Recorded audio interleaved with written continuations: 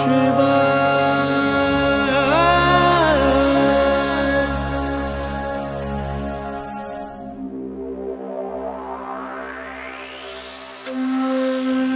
कह सकता हूँ कि मेरा सौभाग्य है कि मैंने एक सच्चे आशिक के दर्शन करे।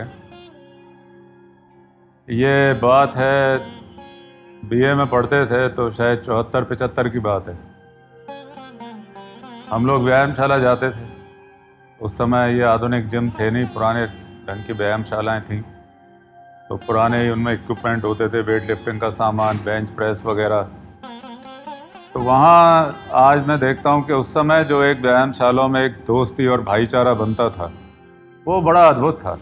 लाइफ लॉन्ग फ्रेंडशिप्स वहाँ डेवलप हुई। तो एक सीनियर कसरती आते थे, बड़ा अच्छा उनका शरीर था, ताकत भी उनमें बहुत थी। मुझसे उम्र में 7-8 साल बड़े रहे होंगे, लेकिन सिखाते भी थे और बड़ा अच्छा उनका व्यवहार था। उनसे एक दोस्ती हो गई हमारी, साथ साथ कसरत करते थे। उन्हें एक लड़की से प्रेम हो गया। अब हमारी दोस्ती हो गई थी तो उन्होंने मुझे बताया कि यार वो लड़की मुझे बहुत अच्छी लगती। ठीक है, अच्छी लगती है। वो देखते थे उसको, जहाँ रहती थी वहाँ से कई बार निकलते थे कि कहीं दिखाई दे जाए वो। धीरे धीरे उन्होंने उसके भाई से दोस्ती करी, जिससे घर भी आना जाना शुरू हो गया। वो बस देखते रहे, उन्होंने कभी भी मर्यादा का उल्लंघन नहीं करा। फाइनली उस लड़की की शादी पक्की हुई। हम भी गए, हमें भी बुलाया गया। ये जो थे, एक तरह से इन्होंने पूरा शादी की जिम्मेदारी अपने कंधों पर उठाई हुई थी।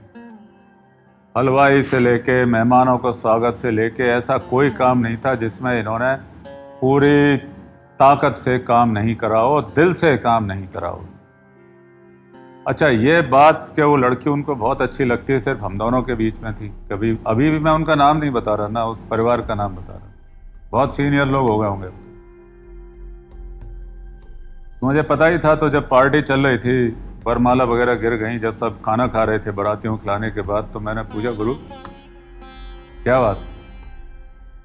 क्या जवाब था मेरे जो आज तक याद है। बोले, यार मुझसे शादी करके वो सुखी नहीं रहती, उसकी ज़िंदगी बर्बाद थी। मैं उसे क्या दे पाता जी?